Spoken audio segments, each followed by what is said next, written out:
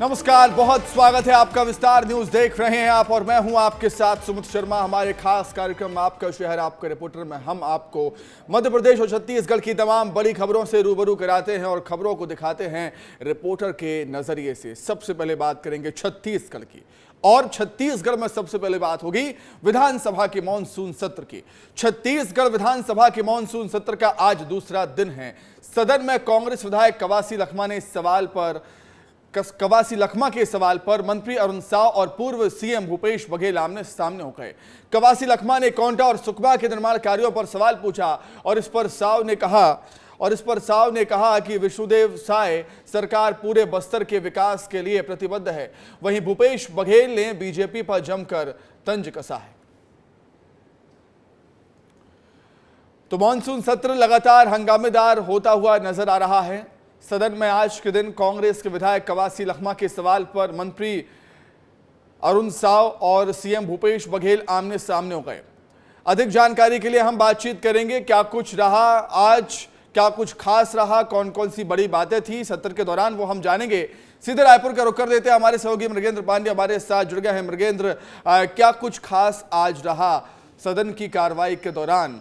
हालांकि जब शुरुआत हो रही थी सत्र की तो हम सब यही कह रहे थे कि सत्र हंगामेदार होगा, वैसा ही कुछ नजर भी आ रहा है। अरुण साव और भूपेश बघेल आमने सामने आ गए आज। देखिए, विधानसभा सत्र के दूसरे दिन जो है पीडब्ल्यूडी के बहुत सारे सवाल लगे थे। उस पर कवासी लखमा ने बस्तर का, जो उनका सुकमा, कोटा और बस्तर का इलाका है, वहाँ की सड़कें और पीडब्ल्यूडी के जो काम है जिसको रिजेक्ट किया गया, निरस्त किया गया, उसको लेकर सवाल किया था। क्योंकि ये इलाका बस्तर को पड़ोसी राज्यों से जोड़ता है, इसलिए महत्वपूर्ण मुद्दा था। इस पर मंत्री को भूपेश बघेल, जो पूर्व मुख्यमंत्री, उन्होंने भी घेरा। इसके साथ ही एक अन्य सवाल, जो पीडब्ल्यूडी या जो प्रशासनिक स्वीकृति मिलने के बाद भी काम रिजेक्ट हो जा रहे हैं, उसको लेकर अजय चंद्राकर ने भी पीडब्ल्यूडी मंत्री से सवाल किया। कुल मिलाकर प्रश्नकाल में पीडब्ल्यूडी मंत्री अरुण साव घिरते हुए नजर आए। उसके बाद शून्यकाल में भी वही सिलसिला चलता रहा। विपक्ष ने जो किसानों के मुद्दे हैं, जो धान के बीज हैं, कालाबाजारी हो रही है, जो खाद की कालाबाजारी हो रही है, इन सब चीज़ों को लेकर ध्यानाकर्षण उठाया, लेकिन उस पर चर्चा नहीं हुई। हंगामेदार अभी आज टी शर्ट और टोपी के बारे में भी खूब चर्चा हुई है, इस पर भी गहमा गहमी का माहौल था। क्या कुछ था वो पूरा मामला? देखिए, खेल विभाग में टी शर्ट और टोपी का वितरण किया गया। विभाग ने इस पे विधायक राजेश मूणत ने सवाल किया था, ध्यानाकर्षण लाया था। राजेश मूणत ने पूछा कि आखिर ये टी शर्ट टोपी बांटी किसने? राजस्व मंत्री ने कहा कि ये उनके विभाग का मामला नहीं है। इसी पर पूरा मामला गर्मा गया। बहुत देर तक मंत्री और भाजपा के विधायक राजेश मूणत के बीच गर्मा गर्म तीखी नोकझोंक होती रही, लेकिन अंत में कोई निर्णय नहीं निकल पाया। ये पता नहीं चल पाया कि आखिर ये पूरा सप्लाई किसने किया है। विधानसभा अध्यक्ष डॉक्टर रमन सिंह को हस्तक्षेप करना पड़ा। उन्होंने कहा कि इस मामले की आप जांच कराएं, आप देखें कि आखिर दोषी कौन है। कुल मिलाकर टोपी और टी शर्ट पर ये रहा। जी ठीक है मृगेंद्र, बहुत शुक्रिया, बहुत धन्यवाद आपका जुड़ने के लिए, तमाम जानकारी बातचीत के लिए बहुत धन्यवाद। चलिए आगे बढ़ते हैं। अब बिलासपुर की बात कर लेते हैं, जहां पर शिवनाथ नदी में स्प्रिट बहाने का मामला है। भाटिया वाइन फैक्ट्री बंद रखने के आदेश दिए गए हैं। जांच तक शराब फैक्ट्री को बंद करने का आदेश दिया गया है। जिला प्रशासन ने आदेश जारी कर दिया है। नदी में लाखों मछलियां मरी हुई मिली थी। भाटिया वाइन फैक्ट्री के मालिक का बयान है इसको लेकर, और मालिक का कहना है कि किसी और ने नदी में बहाई हैं मरी हुई मछलियां, हमारा इससे कोई लेना देना नहीं है। बड़ी खबर बिलासपुर से, बड़ी खबर आपको बता रहे हैं। आपको याद होगा शिवनाथ नदी में हजारों मछलियां मरी हुई पाई गई थी। शिवनाथ नदी में स्प्रिट बहाने का ये मामला है। ये तस्वीरें आप देख सकते हैं, आपके सामने। भाटिया वाइन फैक्ट्री बंद रखने के आदेश दे दिए गए। अब जांच पूरी होने तक शराब फैक्ट्री को बंद करने का आदेश दिया गया है। जिला प्रशासन ने आदेश जारी कर दिए इसके। नदी में लाखों मछलियां मर गई थी। अधिक जानकारी के लिए हम सीधे रुख कर लेते हैं। हमारे सहयोगी बिलासपुर से आशीष दुबे जुड़ गए हैं। आशीष, गंभीर मसला था, लेकिन मालिक के अपने ही तर्क हैं, जब तक जांच पूरी नहीं होती फैक्ट्री बंद रहेगी। जी बिल्कुल सुमित, ये जनहित से जुड़ा एक ऐसा मामला था जिसे हाईकोर्ट ने संज्ञान लिया। हाईकोर्ट ने संज्ञान लिया तो उस मामले की सुनवाई हुई चीफ जस्टिस के डीबी बेंच में। वहाँ पे जो है 3 अलग अलग तरह के तर्क रखे गए। पहला जो तर्क रखा गया राज्य सरकार की तरफ से रखा गया कि उन्होंने जो है मामले में जब जो भाटिया फैक्ट्री है शराब की, उन्होंने जो है जो मछलियां जो मरी जो शिवनाथ नदी में और तालाबों में जो गंदा पानी जो स्पिरिट जो बहाया गया शराब बनने के बाद, उस मामले में जो है राज्य सरकार ने अपना पक्ष हाई कोर्ट में रखा कि उन्होंने नोटिस जारी किया था शराब जो फैक्ट्री है भाटिया वाइन्स उसको जो है, और इसके बाद जो है पर्यावरण संरक्षण मंडल की तरफ से वकील अमृतो दास ने अपना पक्ष रखा कि उन्होंने भी जो है बिल्कुल आशीष वाइन फैक्ट्री के मालिक का ये कहना है कि नदी में मरी हुई मछलियां किसी और ने बहा दी हैं, मेरा मतलब फैक्ट्री का इससे कोई लेना देना नहीं है। मतलब किसी साजिश की तरफ इशारा कर रहे हैं वो।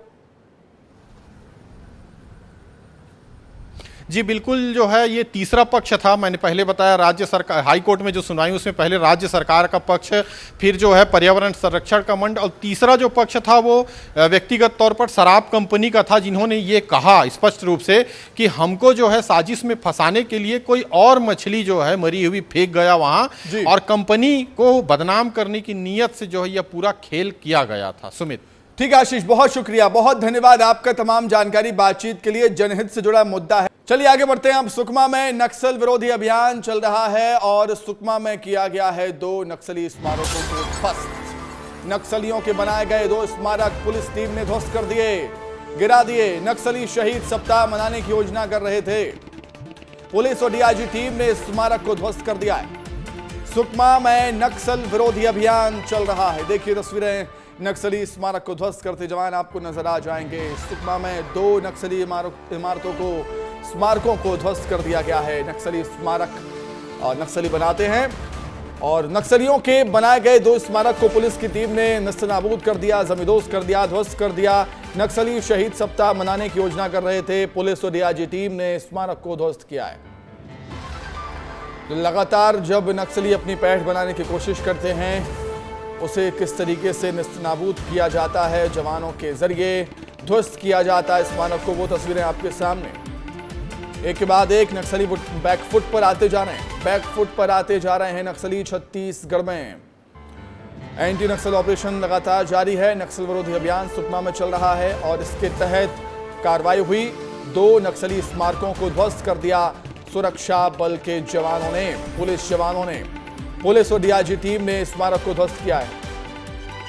अधिक जानकारी के लिए हम बातचीत करेंगे। शहनवाज खान हमारे साथ जुड़े हुए हैं। शहनवाज, लगातार कार्रवाई हो रही है, एक तरफ हम देख रहे हैं नक्सली ढेर हो रहे हैं, उनके स्मारक ध्वस्त किए जा रहे हैं, उनके कैंपों को ध्वस्त किया जा रहा है। जी सुमित, बिल्कुल बता दें कि सुकमा जिला में लगातार जो है नक्सल उन्मूलन अभियान चल रहा है। नियत निर्नार के अभियान से जो है आम ग्रामीण जो है वो भी प्रभावित हो रहे हैं, लेकिन जो पुलिस प्रशासन है वो लगातार जो है अंदरूनी इलाकों में जाकर गश्त कर रही है और गश्त के समय जो स्मारक नक्सलियों के दिख रहे हैं उसे जो है ग्रामीणों के सामने तोड़ा जा रहा है, क्योंकि जो ग्रामीणों के मन में नक्सली का भय, नक्सली का जो डर है उसको खत्म करने का काम जो है इस वक्त सुकमा पुलिस की जो टीम है, डीआरजी की जो टीम है वो करने में लगी है। बिल्कुल सुमित, एक चीज आपको और बताता हूं कि इससे पहले भी जो है किस्टाराम के तो पालोड़ी के जंगल में नक्सल बटालियन के जो बड़े कैडर के नेता हुए करते थे, उनके भी जो स्मारक थे उसको भी डीआरजी के जो जवान थे उन्होंने तोड़ा। और फिर जो आज है गोलापल्ली थाना क्षेत्र के जो सिंगाराम के इलाके में जो नक्सली स्मारक बना हुआ था, दोनों स्मारक को जो है ग्रामीणों के सामने जो है पुलिस के जवान, डीआरजी के जो जवान है उन्होंने तोड़ा और एक संदेश दिया है कि अब ग्रामीणों के जो मन में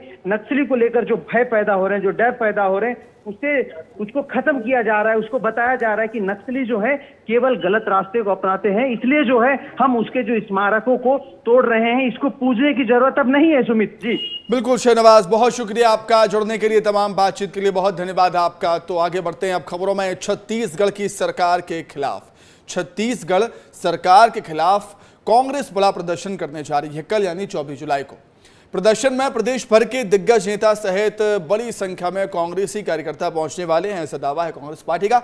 आखिर कौन से वो मुद्दे हैं जिसको लेकर कांग्रेस प्रदर्शन करेगी और इसके चलते रायपुर के स्कूल बंद रहेंगे, रिपोर्ट देखिए। विधानसभा और लोकसभा में बड़ी हार के बाद कांग्रेस विधानसभा घेराव करने जा रही है। पीसीसी चीफ दीपक बैज के नेतृत्व में अब तक का ये सबसे बड़ा प्रदर्शन माना जा रहा है। नगरीय निकाय चुनाव के ठीक पहले कांग्रेस सरकार के खिलाफ हल्ला बोल प्रदर्शन कर कार्यकर्ताओं को रिचार्ज करना चाहती है। कौन कौन से मुद्दे हैं जिसे लेकर कांग्रेस प्रदर्शन करने वाली है, जानिए विस्तार से। नगरीय निकाय चुनाव के पहले कांग्रेस का बड़ा प्रदर्शन। 24 जुलाई को कांग्रेस पार्टी विधानसभा का करेगी घेराव। प्रदेश भर से कार्यकर्ता बड़ी संख्या में होंगे शामिल। कानून व्यवस्था और बिजली कटौती को लेकर होगा प्रदर्शन कर कार्यकर्ताओं को रिचार्ज करेगी कांग्रेस। नगरीय निकाय चुनाव के पहले कांग्रेस जनता से जुड़े मुद्दे को उठाकर जनता को ही साधना चाहती है और बीजेपी पर करारा प्रहार कर रही है, जिसे लेकर पीसीसी चीफ दीपक बैज का बयान सामने आया, जिसमें उन्होंने बीजेपी पर तंज कसा और कहा कि बीजेपी की सरकार इस प्रदर्शन से डरी हुई है और अपनी नाकामियों को छिपाने के लिए हथकंडे अपना रही है। इस विधानसभा घेराव के लिए पूरे प्रदेश भर से, हमारे हर ब्लॉकों से हमारे कांग्रेस के कार्यकर्ता शामिल हो रहे हैं और हमारा घेराव शांतिपूर्वक रहेगा, बिगड़ती कानून व्यवस्था और लचर कानून व्यवस्था को लेकर। वहीं कांग्रेस के इस बयान पर पलटवार करते हुए डिप्टी सीएम अरुण साव ने कांग्रेस पर तंज कसा, कहा कि कांग्रेस केवल और केवल राजनीति कर रही है। विष्णुदेव साय के नेतृत्व में प्रदेश का विकास हो रहा है। सरकार जनता की आशाओं और आकांक्षाओं को पूरा कर रही है। देखिए, कांग्रेस पार्टी केवल और केवल राजनीति कर रही है। आज छत्तीसगढ़ की सरकार विष्णुदेव साय जी के नेतृत्व में छत्तीसगढ़ के आम जनता की इच्छा और आकांक्षाओं को पूरा करने का काम कर रही है। प्रदर्शन को लेकर कांग्रेस पार्टी की तैयारी भी दिखा दी और इस प्रदर्शन पर बीजेपी क्या कह रही है उसे भी दिखा दिया। लेकिन अब प्रशासन की क्या तैयारी है वो भी हम आपको दिखाते हैं। पुलिस विधानसभा घेराव में भारी संख्या में जवानों की मुस्तैदी करने वाली है। 24 जुलाई को लगभग 1000 पुलिस जवान घेराव के दौरान तैनात रहेंगे। साथ ही अलग अलग जिलों से जवानों को भी बुलाया जाएगा। इसके अलावा जिस रूट से कांग्रेस के नेता और कार्यकर्ता घेराव करने पहुंचेंगे, उस रूट में कई तरह के स्कूल भी पढ़ते हैं और इसीलिए उन स्कूलों को भी बंद करवाया जाएगा। कांग्रेस पार्टी कल विधानसभा घेराव करने जा रही है और घेराव के लिए बड़ी तैयारी प्रशासन ने कर रखी है। उसकी तस्वीर मैं आपको दिखाता हूँ। ये देखिए विधानसभा का रोड है, उसके पहले किस तरीके से बड़े बड़े जो है लकड़ियों को गाड़ा जा रहा है ताकि ये बैरिकेड 15 जगहों पर लगाई जाएगी और 15 जगहों पर अलग अलग तरीके से इसी तरीके से चाक चौबंद व्यवस्था किया गया है। कल जो है कांग्रेस पार्टी का एक दिवसीय विधानसभा घेराव करने का कार्यक्रम के संबंध में जानकारी प्राप्त हुआ है। इसके लिए जो पार्टी से संबंधित जो पदाधिकारीगण हैं उनसे बातचीत किया गया है, जिसमें उन्होंने लोग जो मंडी गेट है पुराना मुआ एरिया में लोधीपारा चौक में एकत्रित होकर के आम सभा करने के बाद फिर घेराव के लिए निकलने के संबंध में जानकारी दिए हैं।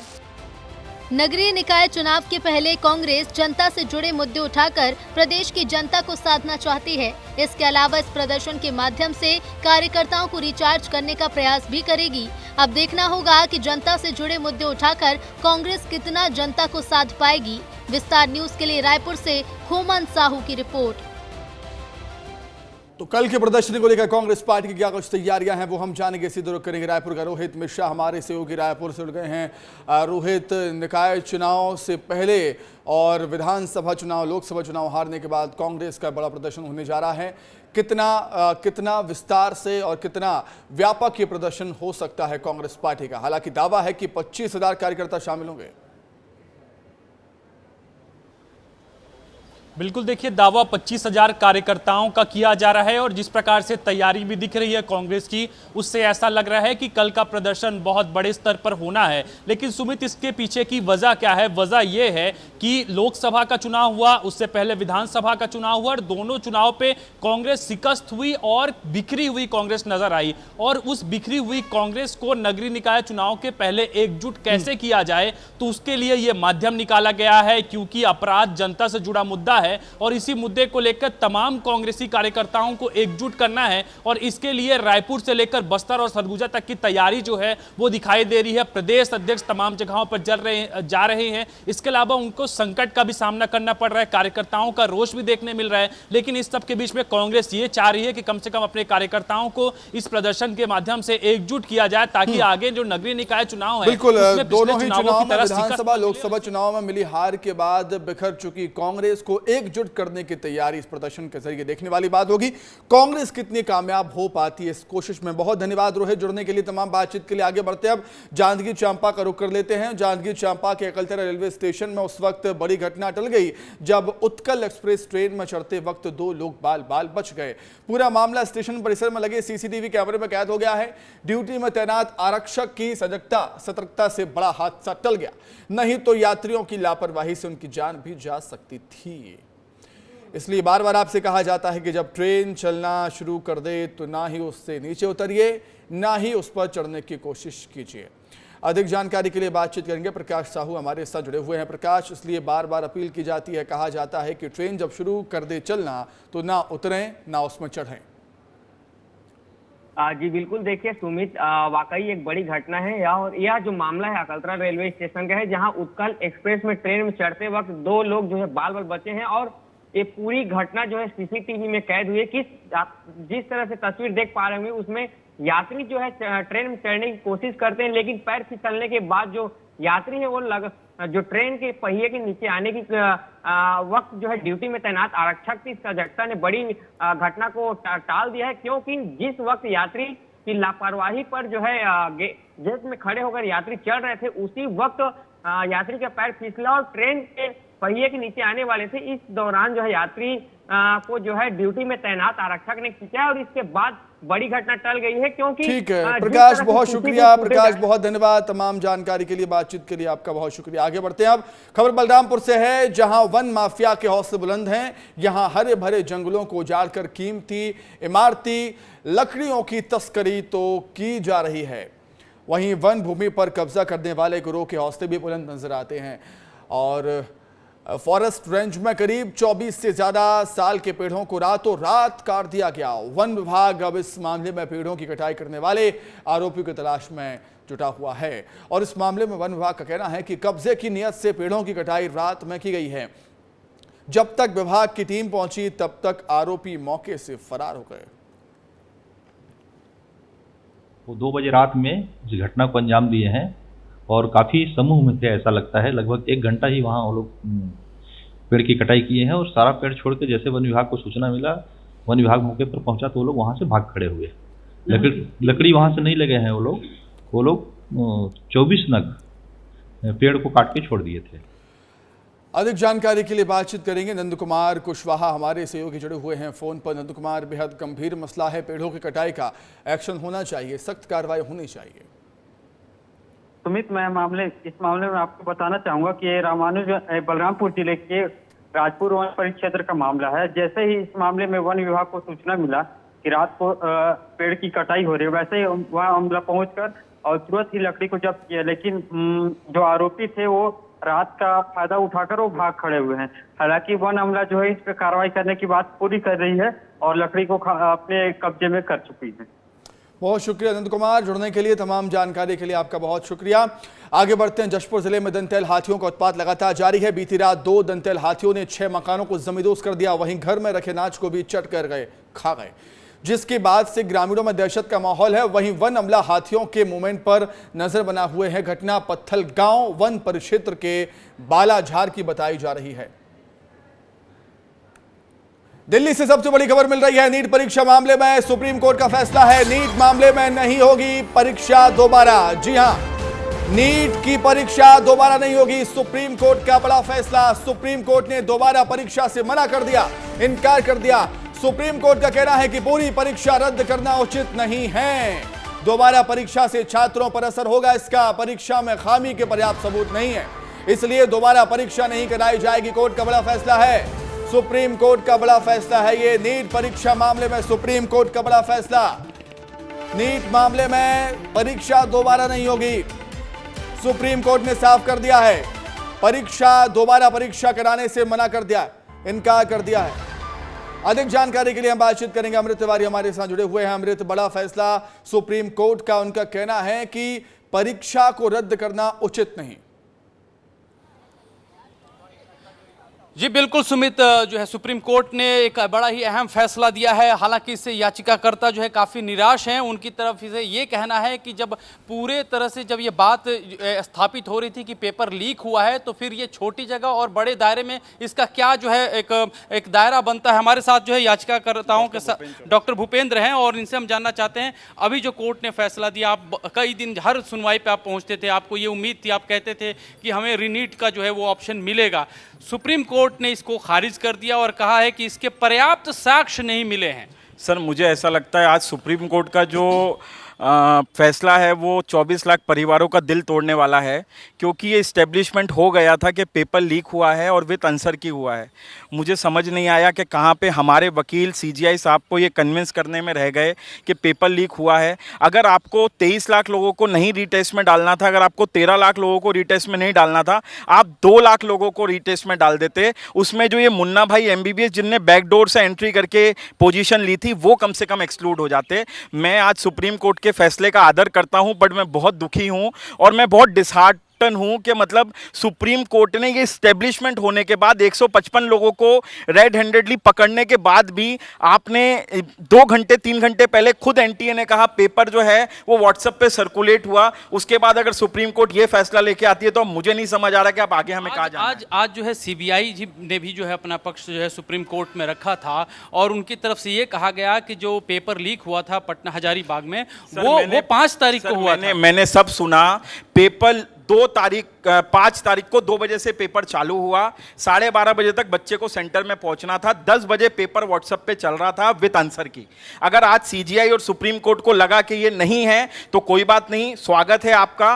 5 साल 6 साल बाद ये मुन्ना भाई एमबीबीएस जाके इन्हीं जजों को और इन्हीं हम जैसे लोगों को ट्रीट करेंगे और उसके बाद जो है दूध का दूध पानी का पानी होगा। सुमित, हमारे साथ जो है वकील भी हैं, कैलाश मौर्य हैं। जी, आज का जो ये डिसीजन था उसका क्या बेस मानते हैं? सुप्रीम कोर्ट ने यह फैसला किस आधार पे लिया है? सुप्रीम कोर्ट ये कहते हैं कि रिटेस्ट और cancellation of NEET examination 24 can not be allowed on the basis of the material available on record. ये बेसिस पे रिटेस्ट नहीं करने के लिए बोला है और इसके जो कंक्लूजन दे दिया है, रीजंस तो रिजर्व रखे हैं सुप्रीम कोर्ट ने, और इसका जो इफेक्ट हो जाएंगे वो डिसरप्शंस हो जाएगा और जो डिले हो जाएगा प्रोसेसिंग को, वो डिले भी हो जाएगा। और तीसरी बात ये कही है सुप्रीम कोर्ट ने कि डिसएडवांटेज ग्रुप ने जो एग्जामिनेशन दिया था उनके ऊपर भी इकोनॉमिकल और ये इफेक्ट पड़ जाएगा। ये रीज़न देते हुए रिटेस्ट अलाउड नहीं कर दिया सुप्रीम कोर्ट ने। सीबीआई ने जो दलील पेश की आज के दिन, वो कितना अहमियत रखती है? क्या उसने पूरी के पूरे कहा जाए इस पूरे डिसीजन को एक कहा जाए कि उसको तय किया? हाँ, तो सीबीआई का ये कहना था कि जो पेपर लीक हुआ था वो 5 जून को ही हुआ था, उसके पहले नहीं हुआ था। ये जो उन्होंने पेश किया है दावा, इसके आधार पर भी सुप्रीम कोर्ट एक कंक्लूजन पे आया है। जो काउंसलिंग जो जिस तरह से हो रही थी वैसे ही अब होती जाएगी, वैसे ही लोग जो है इसमें जो है सेलेक्ट होंगे। यस, जो लोग यहाँ पास हो गए हैं, जिनको ये मिला है, मार्क्स मिले हैं, उनको काउंसलिंग में अटेंड करने दिया जाएगा। लेकिन जो भी टेंटेड स्टूडेंट्स हैं उनको सेग्रीगेट करने के लिए भी कोर्ट ने बोला है। अगर किसी ने फ्रॉडुलेंटली मार्क ले लिए हैं तो उनको इसके बेनिफिट नहीं मिलेंगे। कोई सेंटर भी चिन्हित किया है कि जैसे हजारीबाग हो गया, पटना हो गया, जो है क्या नाम झज्जर हो गया? हाँ, तो सुप्रीम कोर्ट ने ये बोला है कि हजारीबाग पे पेपर लीक हो चुका है और वो पेपर लीक पटना तक चला गया है। ये दोनों सेंटर छोड़ के अमृत खबर ये मिल रही है कि कल से ही काउंसलिंग शुरू हो जाएगी। खबर ये भी है इसको लेकर, नीट मामले को लेकर खबर ये है कि कल से ही काउंसलिंग शुरू हो जी। दिल्ली से बड़ी खबर है, कल से ही काउंसलिंग शुरू होने की खबरें निकलकर सामने आ रही हैं और सुप्रीम कोर्ट का फैसला, सुप्रीम कोर्ट का फैसला बड़ा फैसला है कि परीक्षा रद्द नहीं कर सकते हैं, तो परीक्षा दोबारा नहीं कर सकते हैं। परीक्षा को रद्द करना उचित नहीं होगा। पर्याप्त सबूत नहीं है पेपर लीक के और पर्याप्त सबूत नहीं है कि परीक्षा की पवित्रता का उल्लंघन किया गया। बहुत शुक्रिया आपका, बहुत शुक्रिया आपका अमृत, जुड़ने के लिए, तमाम बातचीत के लिए बहुत धन्यवाद। तो बहुत बड़ा फैसला नीट पर आ गया है कि दोबारा परीक्षा नहीं होगी, सुप्रीम कोर्ट का कहना। आगे बढ़ते हैं, बात होगी मौसम की। छत्तीसगढ़ में बारिश को लेकर मौसम विभाग ने अलर्ट जारी कर दिया है। 11 जिलों में येलो और 19 जिलों में ऑरेंज अलर्ट जारी हुआ। कई जिलों में भारी बारिश की संभावना भी जताई है मौसम विभाग ने। तो झमाझम बारिश का दौर लगातार जारी, सड़कें दरिया में तब्दील हो चुकी हैं, कई घरों में पानी भर गया, जलभराव के हालात हैं, पुल पुलिया उफान पर हैं, लोगों को एक स्थान से दूसरे स्थान में जाने में परेशानी यहां पर हो रही है। अगर कवर्धा की बात कर लें तो जिले भर में रुक रुक कर बारिश हो रही है। मूसलाधार बारिश का दौर लगातार जारी है, जिससे आम जनजीवन अस्त व्यस्त हो गया है। जिले के ग्रामीण अंचलों में नदी नाली उफान पर, बारिश से कामकाज ठप है। देखिए तस्वीरें, लापरवाही कितनी भारी पड़ जाती है। आप एक युवक बह गया वहां पे, जहां एक तरफ आसमान से आफत बरस रही है, वहीं आम लोगों की लापरवाही भी कम नहीं हो रही। एक ट्रैक्टर चालक तेज बहाव के बीच ट्रैक्टर पार कर रहा था। पुल के ऊपर से पानी का तेज बहाव था, बहाव इतना ज्यादा था कि ट्रैक्टर समेत बह गया और इसी दौरान ट्रैक्टर पलटने से हादसा हो गया और करीब 5 लोग ट्रैक्टर पर सवार थे, जिन्होंने कूदकर किसी तरह अपनी जान बचाई है। इसलिए बार बार कहा जाता है कि पुल के ऊपर से पानी का तेज बहाव हो, भाई साहब बिल्कुल भी क्रॉस मत करिए, थोड़ी सी देर होगी लेकिन जान तो बच जाएगी। धमतरी की बात कर लेते हैं अब। धमतरी के नवीन शासकीय प्राथमिक शाला में पानी भर गया है, जिसके बाद स्कूल के बाहर बच्चे बस्ता लेकर पानी के सूखने का, मतलब पानी कम होने का इंतजार कर रहे हैं कि पानी कम हो जाए तो स्कूल चले आए हम, लेकिन हुआ नहीं ऐसा। नवीन शाला की इस हालत से स्कूल निर्माण में लापरवाही का ग्रामीणों ने आरोप लगा दिया है। धमतरी जिले के करीब 8 किलोमीटर दूर तेनीन सल्ती गांव का यह मामला बताया जा रहा है। स्कूल जलमग्न हो चुका है, पढ़ाई कैसे होगी।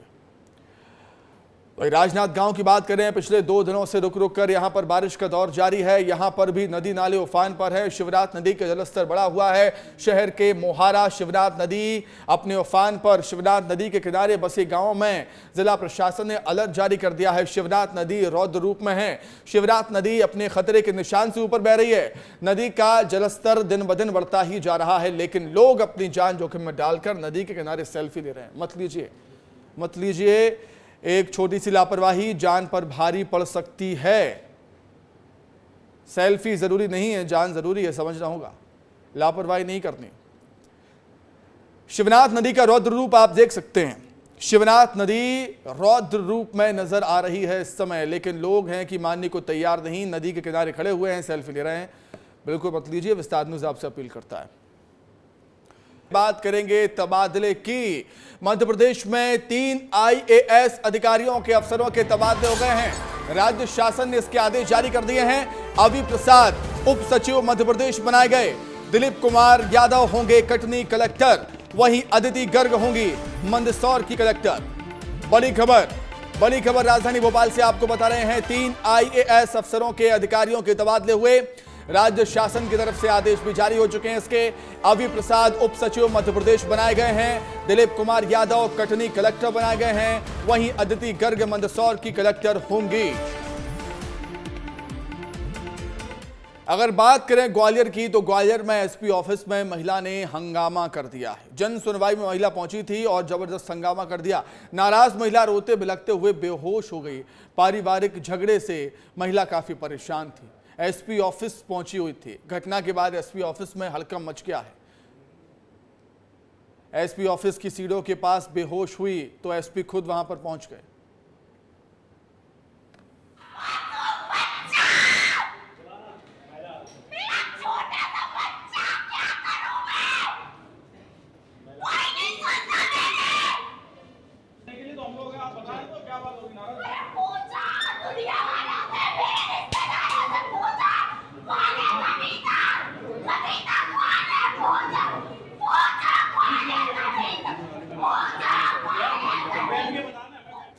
SP ऑफिस की सीढ़ियों के पास बेहोश हो गई महिला तो SP वहां पर खुद पहुंचे देखने के लिए, सुनने के लिए महिला की। एसपी द्वारा महिला अधिकारी को महिला की समस्या सुनने के निर्देश दिए गए हैं। ग्वालियर के लश्कर इलाके की रहने वाली बताई जा रही है महिला, और ये महिला मानसिक रूप से कमजोर है, विक्षिप्त बताई जा रही है, जो चीख चीख कर कह रही है कि एक छोटा सा बच्चा है मेरा, कौन सुनेगा बात मेरी। अधिक जानकारी के लिए क्या है पूरा मामला, आज उसे जानने के लिए सीधे हम ग्वालियर का रुख कर लेते हैं। हमारे सहयोगी अनिल गौर जुड़े हुए हैं। अनिल, महिला चीख चीख कर कह रही है छोटा सा बच्चा है मेरा, कौन सुनेगा मेरी, मामला आखिर है क्या पूरा? बिल्कुल सुमित, देखिए आज मंगलवार है और मंगलवार को पुलिस अधीक्षक कार्यालय में आज जनसुनवाई थी और इसी दौरान यह जो महिला है वहां पर पहुंची थी और अपने बताया जा रहा है कि पारिवारिक विवाद था, इसलिए पुलिस उसकी सुनवाई नहीं कर रही थी। उसी से नाराज होकर यह महिला पुलिस अधीक्षक कार्यालय में पहुंची और सीढ़ियों पर जोर जोर से चिल्लाने लगी। जब अंदर पुलिस के बड़े अधिकारी जब जन सुनवाई कर रहे थे तो वो बाहर आए और दौड़े और महिला को देखा तो वहां पर वो लगातार हंगामा कर रही थी, चीख चीख कर चिल्ला रही थी कि उसकी सुनवाई नहीं हो रही है। और अचानक वो खड़ी हुई और खड़ी होकर अचानक बेहोश होकर गिर पड़ी और उसके बाद जिस तरीके से लगातार यहाँ पर जो महिला और सब मौजूद थे उसके बाद उसको पानी पिलाया गया और उसके बाद एसपी खुद वहाँ पर पहुँचे और एसपी ने कहा कि तत्काल इसकी जो सुनवाई है तत्काल उसको जन सुनवाई के जो उसकी समस्या है उसको सुनने के लिए निर्देश दिए। अनिल, बहुत धन्यवाद, बहुत शुक्रिया आपका तमाम जानकारी के लिए, बातचीत के लिए बहुत शुक्रिया। आगे बढ़ते हैं। जबलपुर में भारी बारिश के बाद उफान पर है नर्मदा नदी और शहर के कई इलाकों में पानी भर गया है। बाढ़ में फंसे लोगों का एसडीआरएफ की टीम ने रेस्क्यू भी किया। एसडीआरएफ की टीम ने 15 लोगों का रेस्क्यू किया है। लगातार बारिश के चलते सभी रास्ते बंद हो गए। डूब क्षेत्र से रेस्क्यू कर 10 किलोमीटर दूर सुरक्षित स्थान पर ले जाया गया है लोगों को। मौके पर एसडीआरएफ की टीम और जिला प्रशासन के अधिकारी मौजूद हैं। लगातार होती बारिश के चलते सभी रास्ते बंद हो गए हैं। एसडीआरएफ टीम के सदस्य सुरेंद्र बरस्ते ने इसकी पुष्टि की।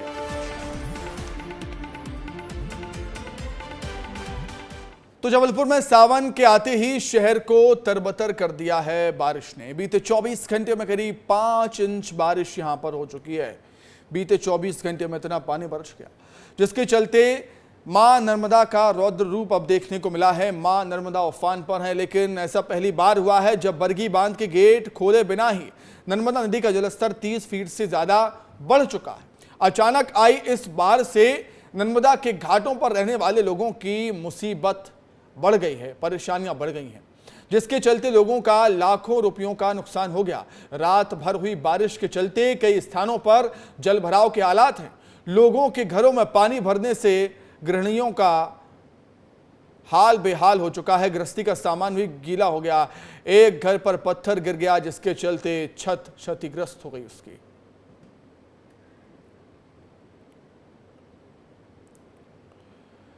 तो ये हालात देख सकते हैं आप। भारी बारिश के चलते नर्मदा का रौद्र रूप देखने को मिल रहा है। पूरा का पूरा घर किस तरीके से क्षतिग्रस्त हुआ है वो तस्वीरें आप देख सकते हैं। अधिक जानकारी के लिए क्या कुछ हालात हैं जबलपुर में मां नर्मदा के रौद्र रूप को लेकर वो हम जानेंगे। दुर्गेश साहू हमारे सहयोगी जुड़ गए हैं। दुर्गेश, 24 घंटे में 5 इंच पानी बरस गया है यहाँ पर। अंदाजा हम लगा सकते हैं कि क्या हालात वहां पर होंगे, कैसा मंजर है वहां पर?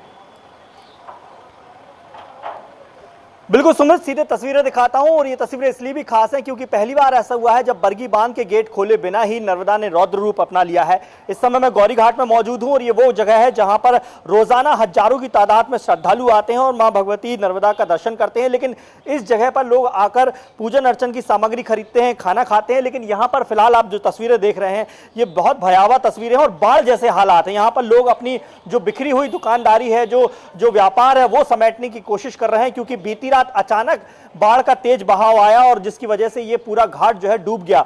20 से 30 फीट तक पानी यहाँ पर भर चुका है जिससे लोगों को खासा नुकसान उठाना पड़ रहा है। यहाँ पर आप देख सकते हैं कि अभी भी जो दुकानदार हैं वो अपनी अपनी दुकानों का सामान, जो बचा खुचा सामान है वो यहाँ पर बचाने की कोशिश कर रहे हैं। मैं कोशिश करूंगा बातचीत करने की क्योंकि यहाँ पर सभी सुबह से ही व्यस्त थे और जिस तरीके के हालात यहाँ पर बन गए हैं। कितना नुकसान हुआ है भाई साहब आप लोगों को? आपकी दुकान है? बहुत नुकसान हुआ है यार, बहुत। बताओ क्या क्या हुआ, कितना नुकसान हो गया यहाँ पर आप लोगों? बहुत नुकसान हुआ है। और ये पहली बार हुआ है जब बाढ़ इतनी अचानक आ गई?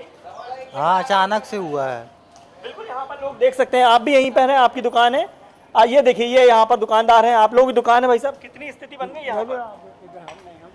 तो बिल्कुल देखिए, यहाँ पर जो लोग हैं वो अपनी दुकानें हैं, क्योंकि रात को अचानक बाढ़ बढ़ा है। कितना नुकसान हुआ है भाई साहब आप लोग? करीब 3 से 3.5 लाख रुपए का नुकसान हुआ हमारा। 2 फ्रीजर थे हमारे, पेप्सी कंपनी का फ्रीजर था और किराना था और पूरे मिठाई वगैरह की पूरे बनाने के सामान थे, भंडारे के सामान थे। अच्छा, ये अमूमन पहली बार ऐसा हुआ है जब नर्मदा का जल बिना बरगी बांध के गेट खोले? मां नर्मदा के तट पे ऐसा पहली बार हुआ है, जो कि अचानक से बहुत ज़्यादा बारिश होने की वजह से ये पानी एकदम से आ गया है। क्योंकि गौर टैमर का पानी जब भी आता था, ये गौर और टैमर भीटा नदी होती है जिसका पानी आता था, तो मतलब टाइम मिलता था आके निकल जाता था, पर ऐसा पहली बार। सबसे अच्छी खास बात मैं बताऊं, जबलपुर में अक्सर ये हालात तब बनते हैं जब बरगी बांध के गेट खुलते हैं, लेकिन इस बार इतनी बारिश हुई ही नहीं कि बरगी बांध के गेट खुलने के हालात बन जाए। ये तो पिछले 48 घंटों से जो तकरीबन 8 इंच बारिश जबलपुर जिले में हुई है उसका असर है। तो अमूमन होता ही है कि जब बरगी बांध के गेट खुलने की बारी आती है तो प्रशासन 24 घंटे पहले अलर्ट कर देता है, और ये तमाम जो जगह आप इस समय देख रहे हैं, ये जगह खाली हो जाती हैं। पूरा यहाँ पर जो व्यापारी है वो अपना अपना सामान उठाकर अपने अपने घर चला जाता है। लेकिन इस बार ना अलर्ट आ पाया और ना ही बारिश ने अलर्ट रहने का मौका दिया, और यही वजह निकली कि आज जो है तमाम जो व्यापारी हैं वो परेशान हैं, स्थानीय लोग परेशान हैं। कीचड़ का सैलाब यहाँ पर आप देख सकते हैं किस तरीके से बन गया है। लोग अब चूंकि पिछले सुबह से रात को तकरीबन 3 बजे यहाँ पर जलस्तर बढ़ा और उसके बाद हालात बिगड़े। सुबह से हालांकि लगातार बारिश जरूर हो रही है, लेकिन जलस्तर थोड़ा सा घटा है। तो ये अभी जो स्थिति आप देख रहे हैं, मैं जब हम दोपहर को जो हमने तस्वीरें बनाई थी यहाँ पर, तब ये कीचड़ है, यहाँ तक पानी था, लेकिन अब जो है अब पानी धीरे धीरे नीचे आ रहा है, जिसकी वजह से लोगों को थोड़ी सी राहत मिल रही है। और ये यूं कहें कि अपना सामान बचाने की यहाँ पर समय मिल गया है। लेकिन फिलहाल राहत की बात है कि धीरे धीरे जलस्तर कम हो रहा है, लेकिन ये कुदरत का कहर है। कुदरत का कहर जब आता है तो अलर्ट देकर नहीं आता। बहुत धन्यवाद आपका तस्वीरें हम तक पहुंचाने के लिए दुर्गेश, बहुत शुक्रिया। आगे बढ़ते हैं, सिवनी की बात कर लेते हैं। यहाँ पर भारी बारिश के चलते नदी नाले उफान पर है यहाँ भी, और इस बीच नाले को पार करने की कोशिश में एक बाइक सवार युवक पानी के तेज बहाव में बह जाता है, जिसकी सूचना मिलते ही पुलिस की टीम मौके पर पहुंची है और युवक की तलाश में जुट गई है। बार बार आपसे अपील की जाती है कि जब भी पुल के ऊपर से पानी बह रहा हो उसे पार करने की जहमत ना उठाइए, क्योंकि आपकी एक छोटी सी लापरवाही आपकी जान पर बन सकती है।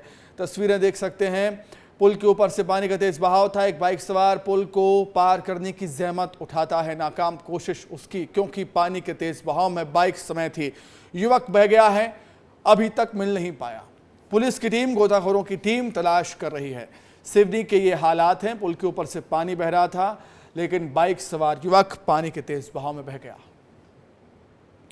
मध्य प्रदेश में बारिश को लेकर अभी भी अलर्ट जारी है। बालाघाट सिवनी जिला क्षेत्र में भारी बारिश के बाद बाढ़ ने तबाही मचा दी। दरअसल संजय सरोवर भीमगढ़ बांध के 5 गेट खोले जाने के बाद बाढ़ जैसे हालात बन गए। स्कूल डूब चुका है, पानी में जलमग्न है, जिससे 53 गांव के हालात अब बिगड़ गए हैं, जिसके चलते कई गांव का जिला मुख्यालय से संपर्क टूट चुका है। साथ ही किसानों की फसलें बर्बाद हो गई हैं, किसानों की फसलों में पानी भर गया है, जिसके बाद बालाघाट कलेक्टर ने अलर्ट जारी कर दिया और लोगों से नदी किनारे ना जाने की अपील की।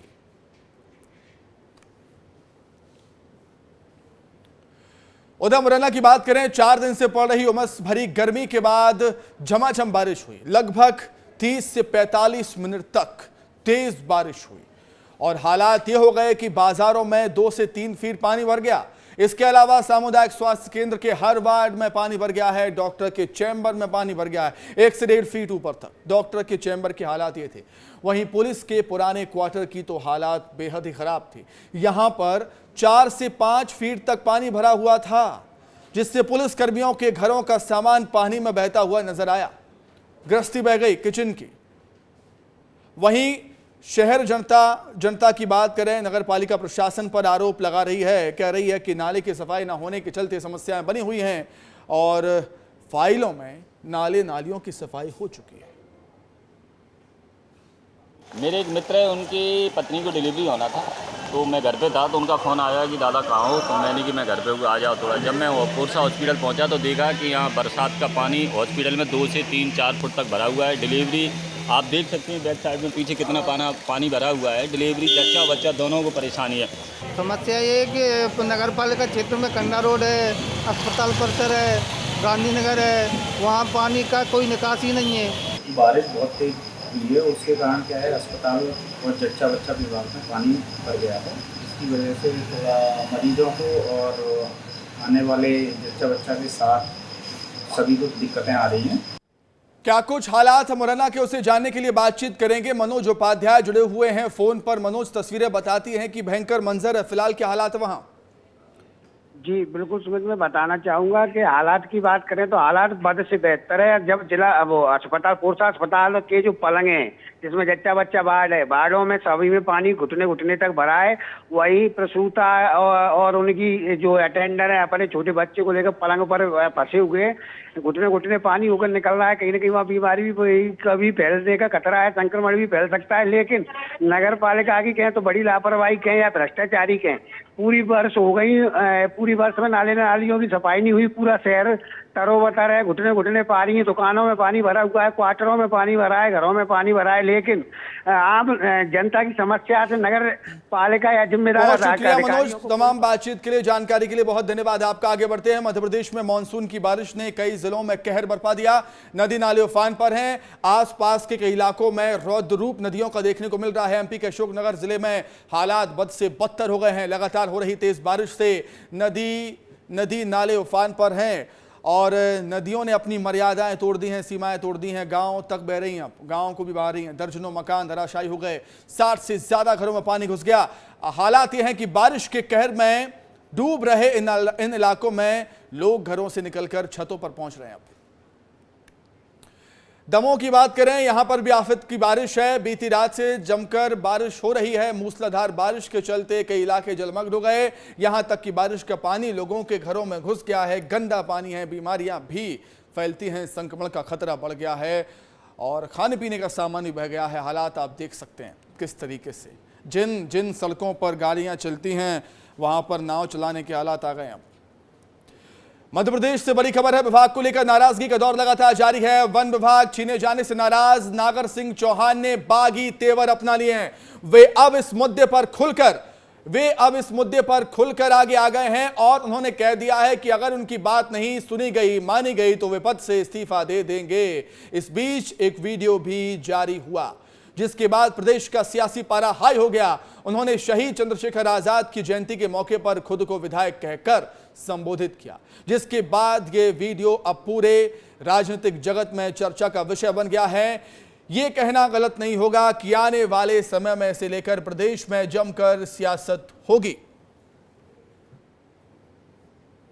आजाद जी का जन्म जयंती है और इस अवसर पर मैं पहली बार भारत माता के वीर सपूत चंद्रशेखर आजाद की धरती को नमन करने के लिए नहीं आ पा रहा हूं। मुझे खेद है और मैं इस अवसर पर इस देश के युवाओं से अपील करता हूं कि हम सब लोग अमर शहीद चंद्रशेखर आजाद से प्रेरणा लेके इस भारत मां की सेवा में सदैव हमारा जीवन अर्पित करें। नागर सिंह चौहान जी की बात हो गई। बात हो जाए मंत्री रामनिवास रावत की, जिन्होंने अपना पदभार संभाल लिया। वन और पर्यावरण मंत्री बनाए गए रामनिवास रावत ने एक पेड़ मां के नाम के साथ ही अपने अभियान की शुरुआत कर दी है। अब एक पेड़ पितरों के नाम लगाएगा वन विभाग। जी हां, वहीं मंत्री नागर सिंह चौहान की नाराजगी पर रामनिवास रावत ने चुप्पी साध रखी है, कुछ नहीं बोला। फिलहाल नागर सिंह इस वक्त दिल्ली में हैं। उन्हें देर रात आलाकमान ने दिल्ली तलब कर लिया है। वहीं नागर सिंह चौहान की नाराजगी पर मंत्री विजय शाह ने नागर सिंह चौहान क्यों नाराज है पता नहीं ये कहा। उन्होंने कहा कि मुलाकात होने के बाद ही पता चलेगा कि क्यों नाराज है वो। शीर्ष नेतृत्व से फिलहाल उनकी बातचीत हो रही है, उनका ये कहना है। नागर सिंह जी से मेरी मुलाकात हुई नहीं, मैं पहले बात करूंगा उनसे, उसके बाद कुछ कह पाऊंगा। आखिर क्या नाराजगी रही है, क्यों आखिर इतना? मैं बात तो करूं। नागर सिंह जी से मेरी तो अधिक जानकारी के लिए, क्या है पूरा मामला समझने के लिए सीधे हम रुख करेंगे। हमारे सहयोगी अंचल शुक्ला हमारे साथ जुड़ गए हैं। अंचल, बीजेपी एक अनुशासित पार्टी कही जाती है और बीजेपी में अमूमन ऐसा होता नहीं है कि इस तरीके से नाराजगी कोई जाहिर करे। और नागर सिंह चौहान का कहना था कि उनसे बगैर पूछे ही उनका पद किसी और को दे दिया। क्या है पूरी कहानी, कहां है नागर सिंह चौहान और क्या कुछ अभी हो रहा है? अंचल, विस्तार से बताइए जरा। देखिए सुमित, आज कैबिनेट की बैठक थी जहां रामनिवास रावत पहुंचे थे और उन्होंने बाकायदा आज अपने विभाग का संभाल भी लिया है। लेकिन नागर सिंह चौहान, जिन्होंने की अपनी नाराजगी जाहिर की थी, कल उन्हें तलब कर लिया गया था दिल्ली। उसके बाद उनसे किसी से मुलाकात नहीं हो पा रही, ना ही वो मीडिया के सामने आए, ना ही उनके किसी व्यक्ति से संपर्क हो पा रहा है कि आखिर दिल्ली पहुँचने के बाद उनकी किससे मुलाकात हुई और क्या कुछ हुआ। लेकिन हाँ, वो वीडियो जरूर चर्चा में है, जो वीडियो आज निकल कर सामने आया था, जिसमें उन्होंने अब खुद को विधायक कहा था, ना कि मंत्री कहा था। चंद्रशेखर आजाद की जयंती थी, उस पर वो ना आने का खेद भी जता रहे थे और खुद को विधायक बताया था। तो कहीं ना कहीं देखिए, आने वाला जो समय है, अगर नागर सिंह चौहान शीर्ष नेतृत्व की बातों से सहमत नहीं हुआ या अगर बगावती तेवर अपनाए, तो कहीं ना कहीं देखिए उपचुनाव जो विजयपुर में होना है, इसका सीधा नुकसान उठाना पड़ सकता है भारतीय जनता पार्टी को। और क्योंकि उनकी पत्नी जो अनीता नागर चौहान है, वो भी सांसद हैं, इसलिए कहीं ना कहीं अनुसूचित जाति जनजाति का वहां पर एक बड़ा वोट बैंक है, जिसका असर इस चुनाव में दिखाई देगा। लेकिन अभी कुछ भी कहना जल्दबाजी इसलिए होगा क्योंकि नागर सिंह चौहान और ना ही शीर्ष नेतृत्व भाजपा का और ना ही प्रदेश नेतृत्व कुछ कहने से बच रहा है अभी इस मामले में। बिल्कुल अंचल एक और चीज आपसे ये समझना चाहूंगा, नागर सिंह चौहान को दिल्ली बुलाया गया है, ना कि भोपाल। मतलब सीधा आला कमान ही उनसे डील कर रहा है। हो सकता है दिल्ली में आला कमान से मुलाकात के बाद बात बन जाए, जो बिगड़ी हुई बात है वो सुधर जाए, बन जाए बात। देखिए, एक बात तो स्पष्ट है सुमित की जिस तरीके से रामनिवास रावत ने आज अपना विभाग संभाल लिया है, तो ये तो तय है कि शीर्ष नेतृत्व के बिना सहमति ऐसा नहीं हुआ होगा, क्योंकि लगातार मुख्यमंत्री, प्रदेश अध्यक्ष और संगठन महामंत्री उन्हें मनाने का काम कर रहे थे। उनने कल विस्तार ने उससे भी बातचीत में कहा था कि किस तरीके से उनके पास सबके फोन आ रहे हैं और उनसे बात हो रही है। लेकिन उन्हें रात को ही दिल्ली तलब किया गया और दिल्ली बुलाने के बाद उनसे क्या बात हुई, ये तो नागर सिंह चौहान या शीर्ष नेतृत्व जो है वही तय करेगा। जब वो कुछ बोलेगा तभी कुछ कह पाना ठीक रहेगा सुमित। बिल्कुल, बहुत शुक्रिया अंचल जुड़ने के लिए, तमाम बातचीत के लिए। देखने वाली बात होगी जब दिल्ली गए हैं नागर सिंह चौहान, शीर्ष नेतृत्व क्या कुछ कहता है, क्या कुछ बात होती है, मुलाकात होगी, क्या बात होगी, देखने वाली बात होगी। फिलहाल हम देख रहे हैं कि किस तरीके से इस मसले को लेकर सियासी पारा प्रदेश का हाई नजर आता है। तो इसी के साथ ही आपका शहर, आपका रिपोर्टर में फिलहाल इतना ही। खबर लगातार जारी है, देखते रहिए विस्तार न्यूज। नमस्कार।